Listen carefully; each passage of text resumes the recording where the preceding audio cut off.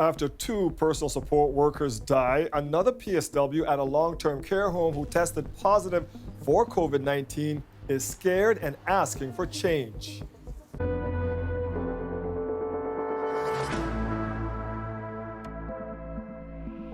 While the province is talking about slowly reopening the economy, the situation in Ontario long-term care homes is still a concern. Ontario is reporting outbreaks at 8 additional facilities today. That brings the total to 198. The province is also reporting 541 long-term care residents now have died from COVID-19, an increase of 11 since yesterday. And we are hearing from a worker who found out today she's tested positive for COVID-19 and is now calling out her employer for not keeping their staff protected. Lisa Shing has the story. Headaches and dizziness and a little bit of fever. Just today, this personal support worker at Guildwood Long-Term Care Home in Scarborough found out she tested positive for COVID-19. Of course, we're going to get infected because these residents are coughing on you, sneezing on you.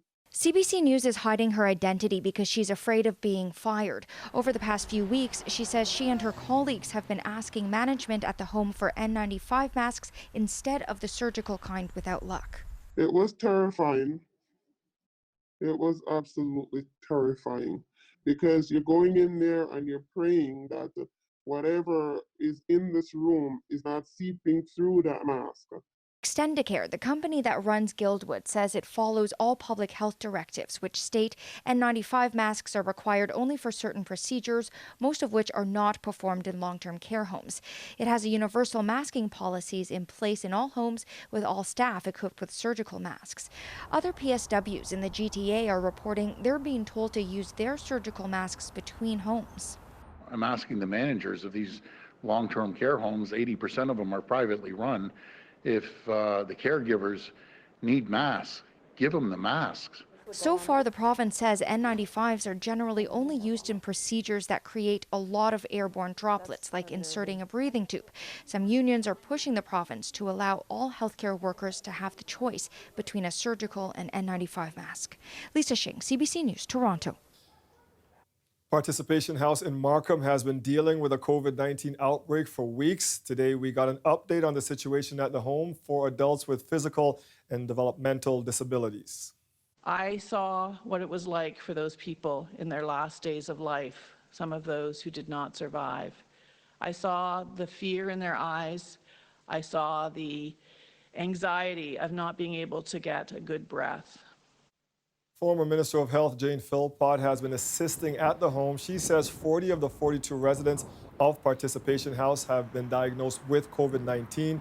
6 have died. Markham's mayor says his city, which has been a hotspot in Ontario for infections, is heading in the right direction in terms of numbers, but Frank Scarpitti says he's concerned about another surge in cases. Adding loosening restrictions too quickly will risk inundating hospitals. Starting Monday, you'll be able to get a car wash, pick up some plants from your local nursery, even buy a vehicle.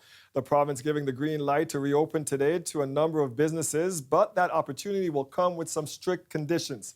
Farah Morelli now with the details.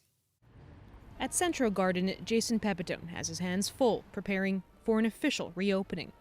We expect to be busy and hopefully we have enough product. It's one of the few Ontario businesses that's getting the thumbs up to open with certain conditions. Today, we're able to move forward with opening a small list of very specific businesses.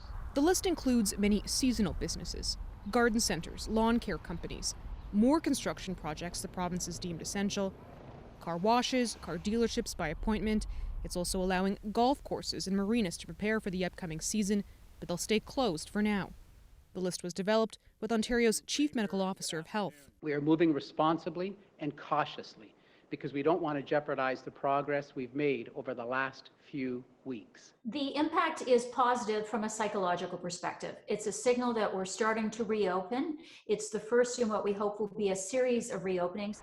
And while it's welcome news for businesses, it comes on a day when some are painting a bleak economic picture. It was quite clear to us that we were in a recession. The C.D. Howe Institute's Business Cycle Council said today Canada hasn't seen a 1-month drop in GDP like this since 1961. Even though we didn't sort of meet the 2-quarter standard that others use, for our purposes, it is possible with our definition that if the fall in GDP is great enough in 1 quarter, you can call it a recession. You know, C.D. Howe did make that comment today. Ontario's finance minister assured the province it has a plan to bounce back. But our government's committed to doing what it takes. You asked about stimulus. We will talk about a recovery phase. In the meantime, businesses like Central Gardens say they'll take the short-term wins where they can. I think it's positive. It's just like everything over the last 8-10 weeks, every day is a new day, so we have to figure out how to do things we've never done before. Farah Morali, CBC News, Toronto. May usually marks the beginning of wedding season, but people in the multi-billion-dollar bridal industry say 2020 is already a write-off. Alicia San spoke to a dress designer who is now worried after being in the business for almost 4 decades. Kim Ironmonger, the owner of Valencian Bridal Shop, remembers the day in March when the wedding bells stopped ringing. So I had 60 brides coming here to view a fashion show. And I was forced to cancel that event. It was the weekend before the province declared a state of emergency. Then, one by one, brides pushed their weddings to 2021. So whenever we get to work, I'm pretty well done for 2020. Work has dried up for a lot of vendors, from florists to photographers. It's definitely going to change the industry, and it's going to... After 30 years in the business, Anthony Moneri is expecting the gig to look a lot different. They may only be able to hold something, with 30 people there. That could be half of their family. There is a romantic way of looking at it. A wedding is about 2 people falling in love. So do you need 500 people there? But how is anybody making any money? If they go the route of taking the loan from the government for their small business, or they would take the CERB. Kim Ironmonger says her landlord isn't giving her much of a break, and she doesn't want to take on a government loan. Well, do I go into my savings? What do I do? She's still designing gowns over video chat. I'm not letting any bride down. That's not at all an option for me. But she is adding her voice to the cry for more help from the government. It's in our event industry. We are responsible for an incredible amount of money coming into business, into Toronto, and it seems to be, the entire industry seems to be overlooked. And with no firm timeline for when people can gather again, vendors are left wondering if they'll even be in business by the time couples get to say I do. Ali Chiasson, CBC News, Toronto. It's a sight we've seen often during this pandemic, a procession of vehicles to celebrate and honor others. But one city in the GTA is telling people to put the brakes on long lines of cars. It was in response to a request from residents who I think realized it had gotten to a scale that was really unmanageable and had the potential for a number of, concerns. 150 vehicles going down narrow residential streets with kids playing on the streets, tying up traffic. There was no police escort. There was no advance notice. It was really a parade. The city is reminding people that they can't gather in groups of more than 5 and are recommending that drive-bys are limited to just a single household or immediate family. But the city won't be putting in any new bylaws or handing out fines. Alton police say they'll continue to support vehicle parades in limited numbers as long as road safety is maintained. The city says it will still hold monthly emergency vehicle parades for first responders, including one tonight outside Joseph Brand Hospital. When this 82-year-old man was admitted to the COVID-19 unit at Lakeridge Health, all he could think about was one thing: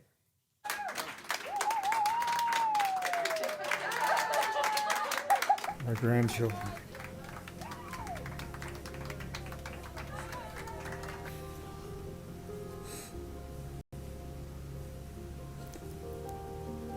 I want to see them. I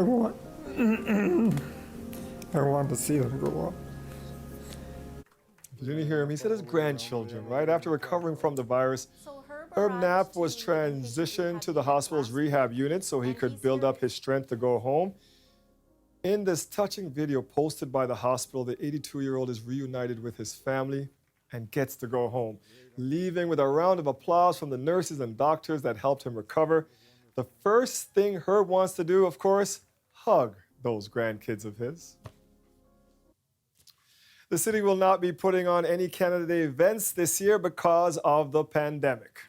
I would like nothing more than to tell you that we can celebrate the birthday of our great country as we usually do with friends and family in many of the usual places, but we just can't this year out of caution and out of an overriding concern for public health.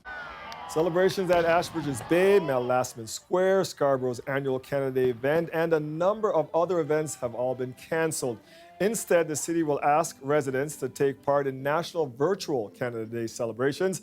The mayor says the city is going to take advantage of the lack of traffic right now to speed up construction projects. This will include road work and the replacement of old water mains. Crews will also begin pothole blitzes starting this weekend. Now, some people are dealing with financial stress as they cope with the pandemic, and that can make them more vulnerable to fraud, as victims are being targeted for scams, which include loan offers that should definitely be avoided. Matt Nagraba-Selassie has more. Like other businesses, the COVID pandemic has taken a big bite out of this couple's doggy daycare. We're getting about 3 or 4 dogs a day. That's a 75% cut in revenue. After researching loans online, he got an unsolicited offer from First Capital Canada for a $20,000 loan. Looked legitimate, but there was a catch.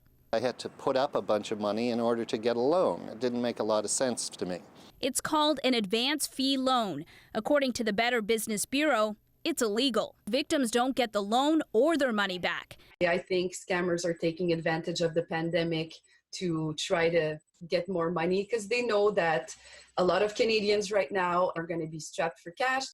Take a look at the Better Business Bureau Scam Tracker. Now, this shows complaints from across the country from people saying they lost hundreds or thousands of dollars, including this woman in Ontario who we agreed not to identify because of her job.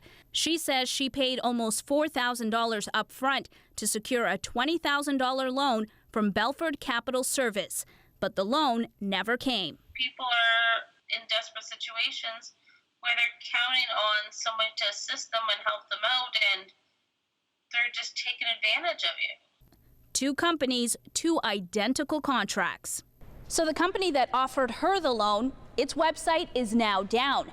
As for the company that Terry was dealing with, First Capital Canada, its website was only registered 2 weeks ago. So we called them up. We tried several times. He hung up. Magda Gebre-Selassie, CBC News, Toronto.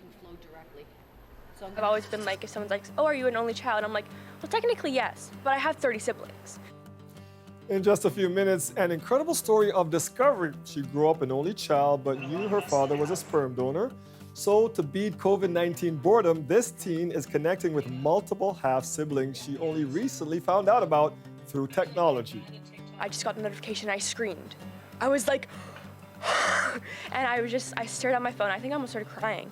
And I was like, this is like someone I'm blood related to. Like, this is crazy.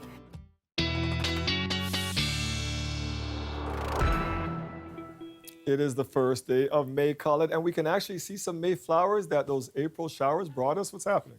Yeah, we can. We've got some cherry blossoms back here, too, because I know we got to watch them on the bloom cam, not necessarily down in High Park. But I wanted to take a look at what May, and happy May Day, everyone, by the way, typically would look like. So these are just our normals, and we're taking a 30-year period. The daily high, 18.8. So at the beginning of the month, it's going to be a little cooler, like today is 15.5 in terms of what that averages. Now, the normal for the daily low, 7.4, and then rainfall just under 75 millimeters in the month of May. Our rainiest month is August, so it's not that, but it's a pretty wet month, or it certainly certainly can be. And by the way, if you're wondering if we ever can get snow, it's happened in 1976, more than 2 centimeters of snow in May. Let's hope that doesn't happen in 2020's May. Our current temperatures, and these are pretty much the highs we've had for the day. I mean, Oshawa, you were actually up to 16.8, so we'll say 17 degrees there, but some nice readings because of that clearing trend that we've had as those clouds were peeling away and the sun coming out, and it doesn't set until 8:20, so you still got some time to enjoy it. Clouds will be rolling back in tomorrow. Isolated showers in the afternoon, some scattered showers into the early evening hours, and then that pulls away again and sets us up for Sunday, full sunshine. That'll be the warmest day of the weekend. Stick around and I'll tell you exactly how warm, but I want you to know overnight tonight, 6 degrees for our low, and tomorrow is going to be quite pleasant temperature-wise. We are headed up to 18 degrees. Stick around. We'll be right back. The weather update is brought to you by Train, the most reliable heating and cooling brand. It's hard to stop a train.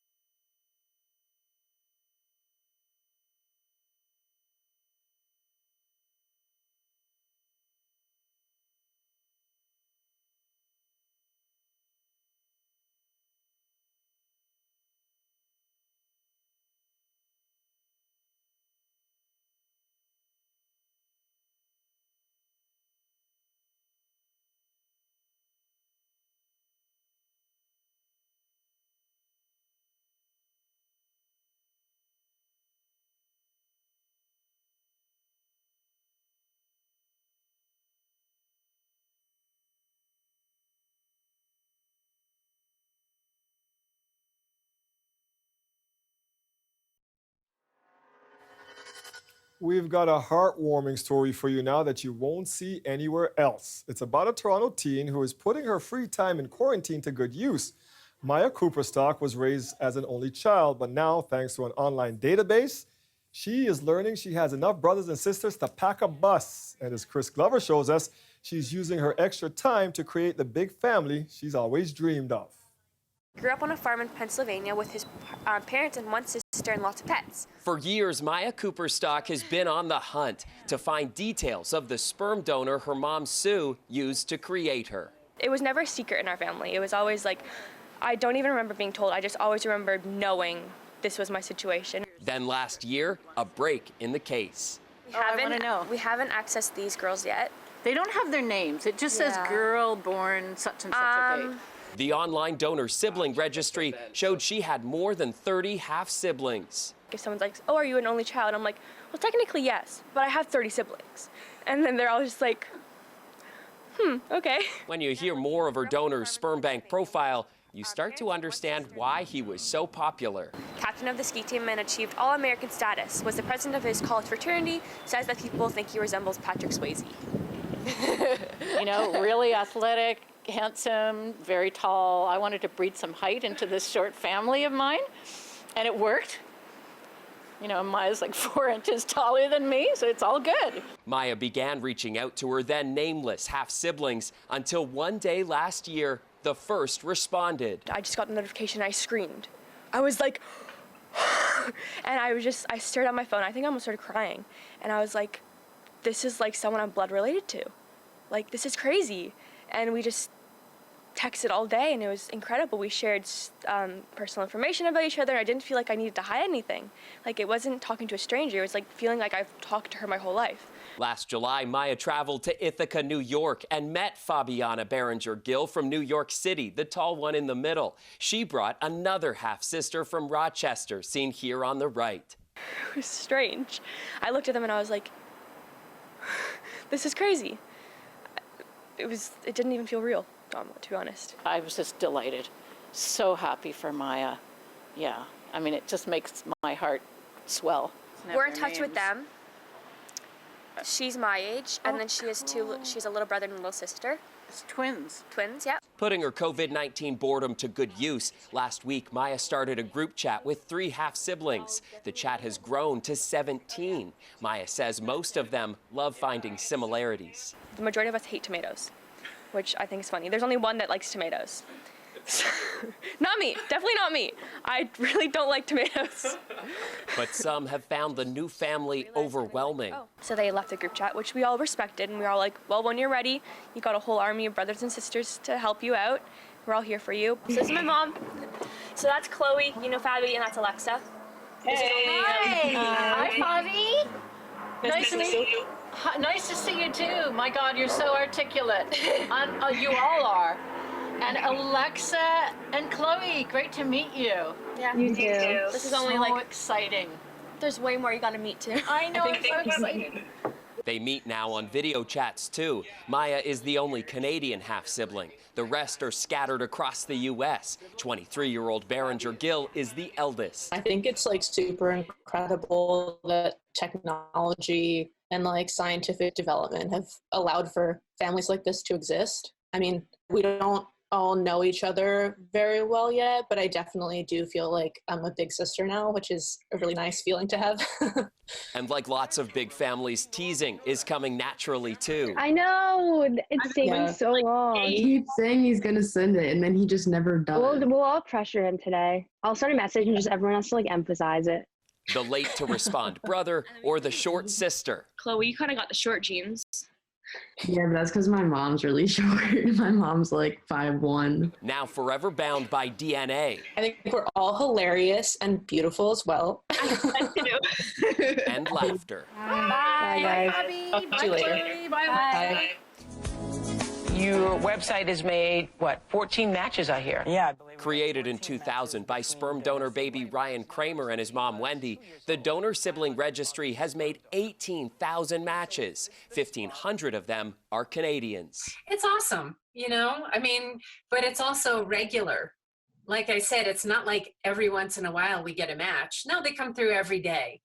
Doesn't mean they're less special, you know? I mean, I know for my son, he was the very first to post on the DSR, and he waited 7 years before the very first half-sibling came along. So I know what it feels like to make that first match and to make those connections. She says the registry also exposes a sperm donation system in America that lacks necessary limits. One group on her registry has connected 206 half-siblings.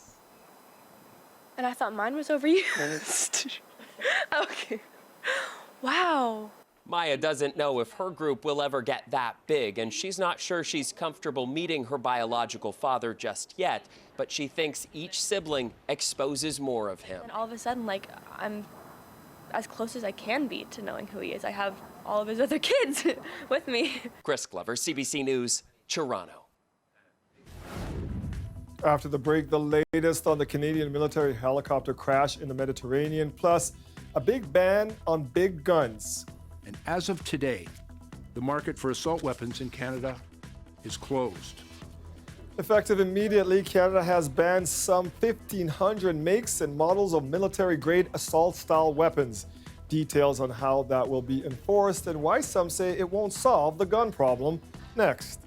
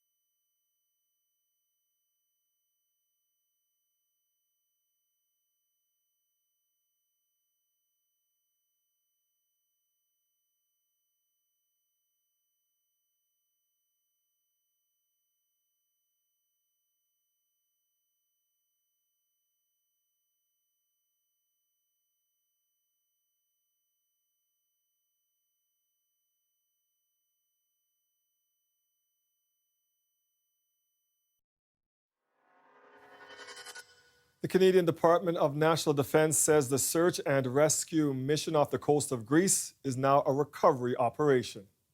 As briefed yesterday, we know that one member Sublieutenant Abigail Cobra, a Marine Systems Engineering officer, has died.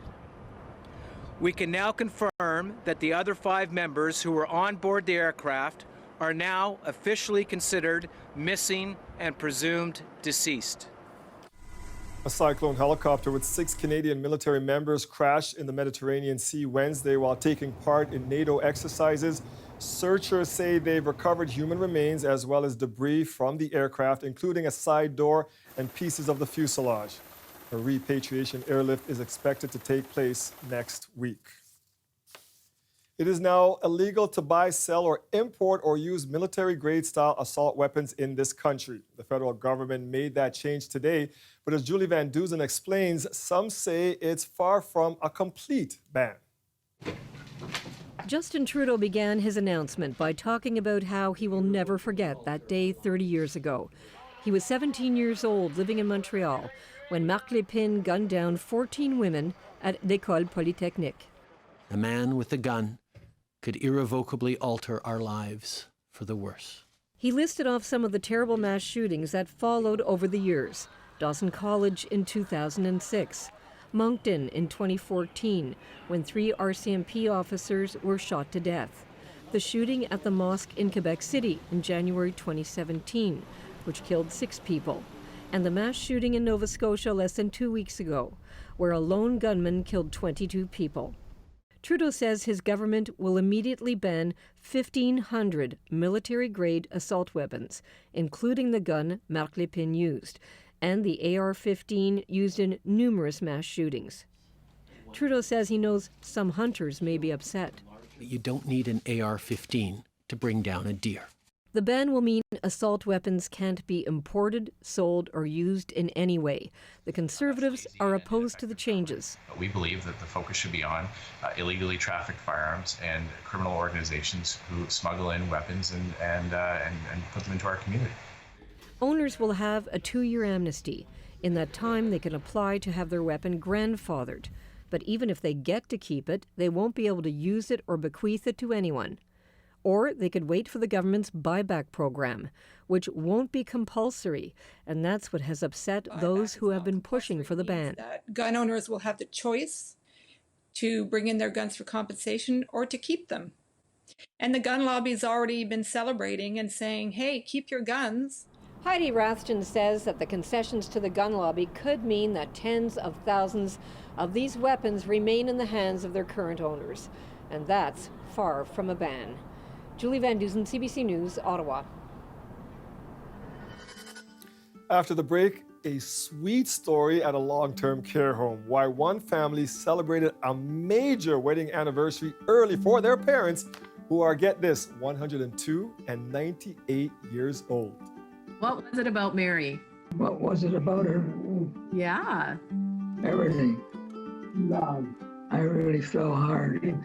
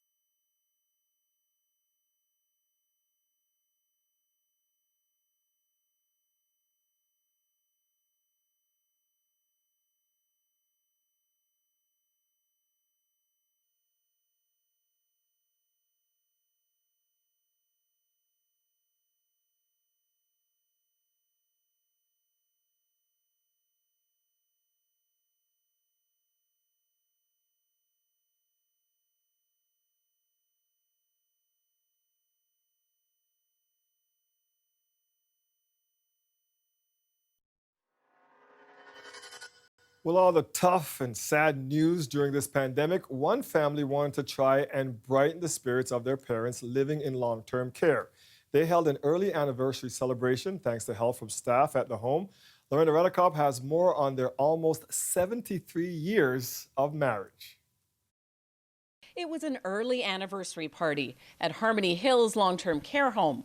Mary and Donald Penna's actual big day isn't until Canada Day. With all the things going on right now, all the sadness going on with the pandemic, and why not have a feel-good story? Why not celebrate life? Donald is 102, a baby during the Spanish flu pandemic. Mary is 98 and has dementia. Donald's eyesight is almost gone, but he can clearly see the day they met at the old Tip Top Tailors factory where they both worked. And what was it about Mary? What was it about her? Yeah. Everything. I really fell hard. Well, her personality, of course. And she was very friendly. They wrote letters to each other while Donald served in the Second World War and married in 1947. My father was always, I got to take care of my wife. That stuck with me. Even now when I talk to him, I got to make sure Mom's okay. I got to make sure Mom's okay. But it's amazing when he comes over and sits beside her and holds her hand, she seems to know that it's him. Tom Penna credits his mom for him becoming a chef. At 5 years old, my mom was the one who put me on that path to being a chef.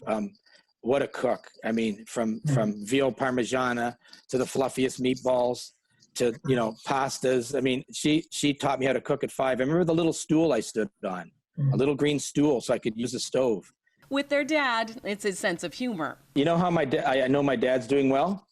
How's that? He says the same joke every time. I ask him, how old are you?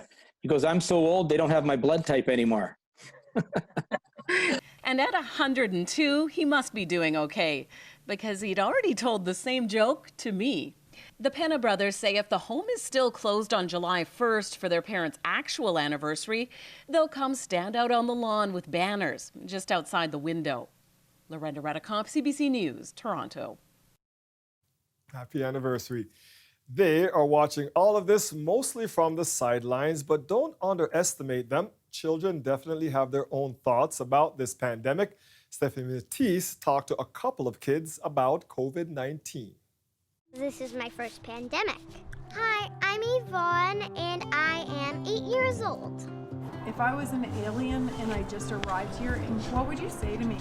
I'd say, hello alien.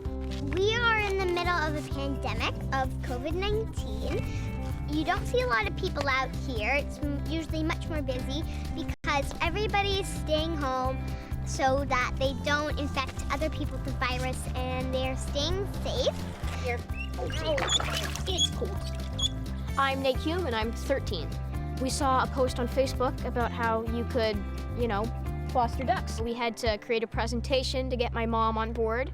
What was the tipping point in the presentation to your mom? It was probably that we pooled our money to cover the entire cost for it, and her job, and we were gonna clean up after all the ducks. She didn't have to do anything. You can be expressive with this, experiment. Like here I made the water light blue and dark blue, and these two are going to my Nana. When she gets it, I hope it will make her happy, because right now she can't have any visitors. Lisa's only 2 weeks old. Yeah. So normally, Karen, who owns the ducks, is lending them out to schools as like a little school thing. But because there's no schools open right now, she started fostering them out to families. The most challenging part was that you have to clean out the cage every single morning or else it gets really stinky because they poop a lot because they're little ducklings, so they eat a lot and they poop a lot. And the best part? They're very cute and cuddly. Do you miss school? I never thought I would say this, but I want to go back to school so much. Why? Well, it's because I can't see all my friends and online school isn't the best. At first I wondered, can COVID-19 be deadly?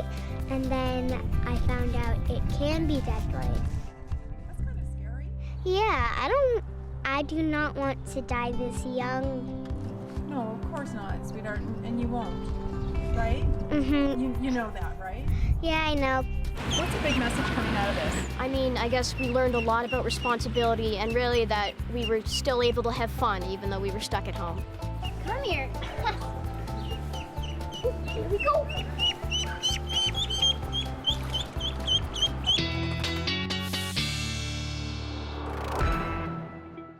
Wise beyond their years, call it. I love it. Of course, if aliens came, you just sit down and we'd have a talk with them. We'd just explain things. A beautiful day we've had today on this May Day. I love May Day. It always reminds me when I was a kid, 4, 5, 6 or so, my mom and I used to make little flower baskets out of construction paper. We'd fold it up and then staple the little handles on and go in the garden and pick flowers and then deliver them to all of our neighbors. So it's a very special day to me. And at this time, of course, we can't do that, but maybe you could start your own kind of May Day tradition as you're sheltering in place at home. Let's have a look at our daytime highs and what we have here. 16 degrees for Toronto and Oshawa. I was saying earlier, outdone yourself. 17 degrees, cooler with more of that cloud cover hanging in longer for St. Catharines, as was in the forecast. But let's take that 16 for Toronto because I want to show you the almanac. An average high for this time of year is 15.5, round that up to 16. So seasonal for today. The records, you can see those as well. And something I've done because now we're into May, I've taken the record snow off and we'll look at rain from here on in as we go towards the summer months. These are the current temperatures, not much of a difference. You can see that we're really holding on to this heat as we're seeing that the sun's not setting till well after 8:20 at this point. And we're getting that clearing, so we carry on with that through the overnight. You can see those clouds that we're in the morning hours, and that sets us up for quiet conditions overnight. But what happens is tomorrow, pretty early on, so enjoy the early part of the day Saturday. There'll be more sunshine. Then the clouds move in. A slight chance for some isolated showers in the afternoon. That's 2 o'clock. And then we'll get some very light scattered showers as we go towards the dinner hour. And then that clears out, and the setup for Sunday is phenomenal. So we will have a clearing sky and sunshine. It's not till Sunday night into Monday. Some clouds roll back in, and the temperatures will be going back down again. Overnight tonight, our lows 5, 6, 7 degrees. And tomorrow we're looking at highs into these upper teens. So very nice, even though the clouds will be increasing. Now, without those clouds, though, for Sunday, it does mean that we're likely going to that 20 degrees at least for an afternoon high. So really pleasant. And by the way, those showers, there won't be much of it. So the weekend really does look good. And then you can see kind of what's happening, though, as we get a little further into May, the temperatures are going back down a little bit for a little while, Dwight. As long as it's just for a little while. Thank you, Colette. You're welcome. Superman, Wonder Woman, Batman, they are just some of the characters that have been immortalized in comic books. Now they're being joined by some new superheroes. Greg Ross spoke with the creators of a website that is honoring front-line workers. It's important to recognize that these people that we somewhat take for granted on an everyday basis are putting themselves in harm's way. When Jay Owen thinks about what frontline workers are doing during the COVID-19 pandemic, he says it's hard not to liken them to comic book superheroes. And you're obviously a big comic book fan. Yeah, I've been one since I was a young kid. Owen decided to take his passion for comic books and use it to honor frontline workers who continue to go to work every day despite the threat of COVID-19. He created the website WeFightTogether.ca, where he posts pictures of frontline workers depicted as superheroes. All of that effort is superhero in itself. The hours, the days, lost sleep, the loss of energy. We need to inspire them. We need to bring that morale, and that was why this whole thing was built. The man who creates those images is David Watkins. Did you have to create superpowers, or do these frontline workers already have their own superpowers? They already had their own superpowers. Their biggest superpower is their will. Their biggest superpower is their sacrifice. Their biggest superpower is going in and facing, this virus face to face. And of course, in the comic book world, the virus does have a face. Every great hero has a great enemy. I wanted to personify COVID as an actual evil villain that doesn't care where you're from, doesn't care, your sex, your gender, your race. It just wants to take you out and make you sick. Everyone has to be in screen, so waiting for Danielle. Watkins' wife Kim is an elementary school teacher. She was so inspired by her husband's drawings, she decided to bring them to her grade 3 students in the virtual class that she's now teaching. Can you tell me why you chose your superhero? We started it with just give me characteristics of a superhero. And with the kids that we were studying adjectives, that blended into it perfectly. But then it took on a life of its own with the students. I love that your scientist also has muscles. They've created their own stories about their superheroes. Drawings which are now also being shared on the website. Owen hopes they're being seen by frontline workers, and he says he plans to keep posting pictures for them even when this is all over. We need to appreciate these people more every day, not just now, not just during a pandemic, but every day going forward. Greg Ross, CBC News, Toronto. Everybody has been sharing their must-see shows and movies. A lot of us are relying on good recommendations to ride out this pandemic. We know Eli Glasner has good taste. He is a critic after all. Let's bring him in now. So, Eli, you've got some improv for us. Is it an improv show? Are you performing improv for us? What's happening, buddy? I feel like I'm performing improv every day. I'm broadcasting from my basement now, so only appropriate that I start by looking at comedic improv. Now, I love improv. I remember going to see Big City Improv in Toronto many years ago. I wasn't sure it would work on TV, on Netflix. It really does. So I'm talking about this new series called Middleditch and Schwartz, short for Thomas Middleditch. You might have seen him on Silicon Valley. And Ben Schwartz, who was on Parks and Rec, is also the voice of Sonic the Hedgehog. Now, it works very similar to if you go out to see any theater sports, any improv troupe. What do? They start by going out to the audience, and they're looking for ideas, some kind of suggestions. So the first episode, talk to some people on the balcony, and they find a group, and these people are getting married, all these friends, they met at a music concert. So that's it. That's all they have. And then these two guys, Ben and Tom, they step onto the stage. It's just them, their brains, a couple chairs, and they start creating this scenario. The first episode, it's a fiance, it's a bridesmaid, it's a high school rival. There's a guy named Short Paul. There's a ghost at one point. All these things that they're creating. And so you're hearing how that little story has become this performance. But here's the thing, Dwight. Normally in theater, sports, or improv, you get something that maybe lasts 5 or 10 minutes and then you stop. No, they take that one idea and they start tap dancing and they start performing and making it up as they go for the entire episode. There is no escape until they get to the end. And so the other hilarious thing is just seeing how it becomes more and more complicated and convoluted as they try to stay on top of it. Take a look. Daddy, what did you say? Jason the alien. Oh my God! You're the father! I'm their father! Give the boy back! I guess I'm their mom then. This character makes me nervous. I'm worried about it being too real. They're creating so many different characters. They're trying to keep track of it, but that's where the hilarity comes into. And I mean, look, I've been sitting in my basement doing what I do, and I don't even know what day it is anymore. I watched this. I was screaming. I was laughing. My kids came downstairs. Are you okay, Dad? Like, what's going on? And I needed that. I think we all need it. So highly recommended. I was going to say I was on the improv team in high school, and we were in competitions, but 50 minutes on one subject would be really, really tough. But let's keep the laughs going, Eli. You have another show for us, this one shot in Toronto.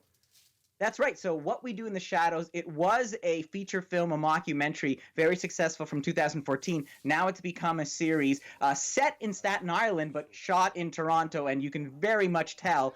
And it's about a group of vampire roommates. They're vampires. They suck your blood. They fly. They can crawl up walls. You'd think after living for centuries they would, know a thing or two. You'd be wrong. Take a look. The problems with living with other vampires are the vampires I have chosen to stay with. I wanted to talk about general hygiene in the cell. Last night, there were all these people down there, half drunk. Well, where did they find the alcohol? No, they were half drunk. They'd been half drunk. If you've got something to say, then damn well say it. It's not hygienic!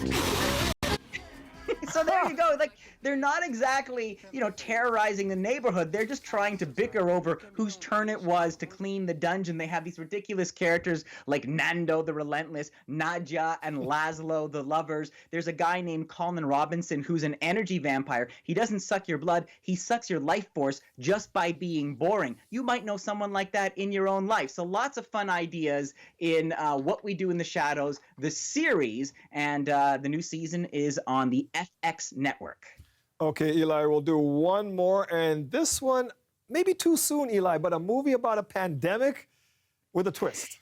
Yeah, so this is a zombie plague set in Canada with a couple twists. This is actually set on a First Nations reserve. It comes from Mi'kmaq filmmaker Jeff Barnaby. And so what happens is that the community on the reserve, the Indigenous community, noticed that the people from the other side of the bridge are starting to act a little strange in that they're, attacking people. And when you shoot them, they don't stay dead for very long. So it's a zombie film. But the other twist is here, it's the Indigenous population that are immune. So this is a gushy, gory, splatterfest film. If you're a fan of zombie films, you've been thinking, you know what, it's time for something new. Blood Quantum is the answer. Has some great characters with some great weapons. I think all you need to know is that after watching this, my son asked me, Dad, can I get a sword? So I think he liked the film, and it's because it's quarantine. We're going to start with foam and work our way up.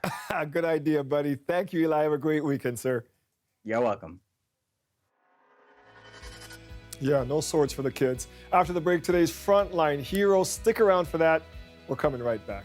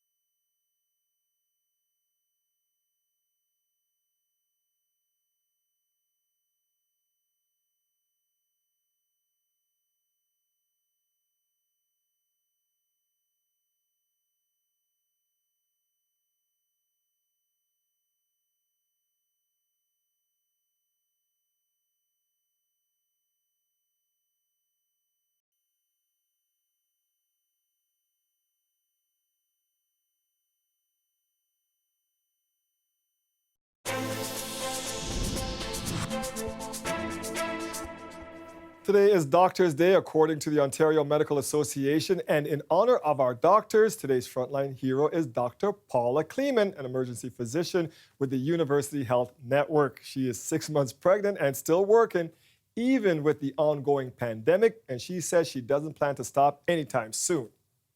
This is my third pregnancy, so for my 2 previous pregnancies, I was able to have snacks in my pockets, and I was able to drink water whenever I wanted to. And now with the compulsory wear of the mask all the time, it makes it very difficult to have to remove the mask. That's when we are at the higher risk of self-contaminating.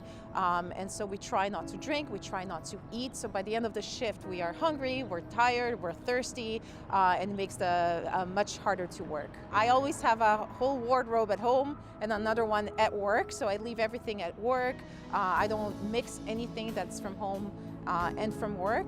And once I get home, I clean my car, I disinfect everything. I get home, I jump straight to the shower, wash my hair before I even say hi to my family, my kids, and my husband.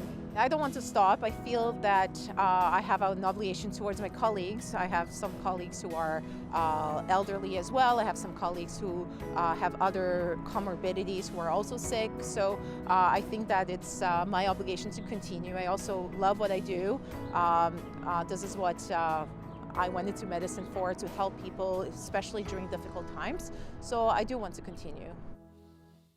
Thank you so much, Dr. Kleeman. The OMA is asking Ontarians to come together from a distance, of course, to honor our doctors this evening at 9 p.m. They want anyone who's able to shine a light for physicians by using the flashlight on their cell phones. You can shine it through your window or off your balcony, on your porch. They are asking you to share your experience on social media with the hashtag Doctors Day.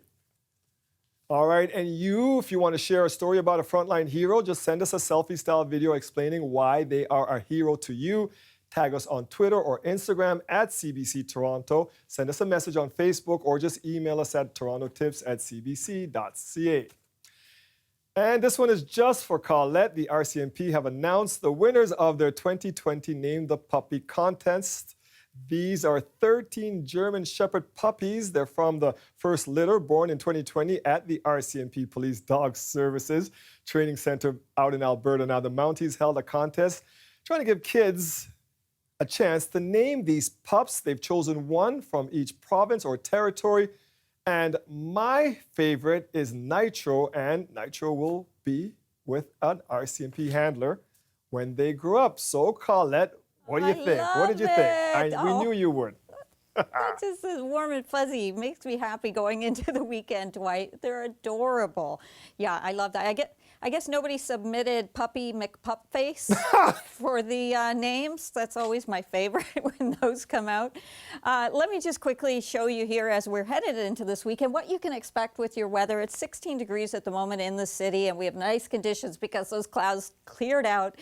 But just having a look at what we're going to have for Saturday is increasing cloudiness. Now, those early morning hours, that's going to be kind of the best part of your day with some sunshine. Then the clouds roll in and 18 degrees. A few showers possible, very few late into Saturday afternoon and evening. And then Sunday, we're going to have sunshine, Dwight, and we're headed to 20 degrees. And remember, haven't done that since 2019 October. Whew. Yes. Thank you, Colette. Thanks for the puppies. That's our show for tonight. Thank you for joining us. Mike Wise has you covered at 11. Stay safe and have a great weekend, everybody.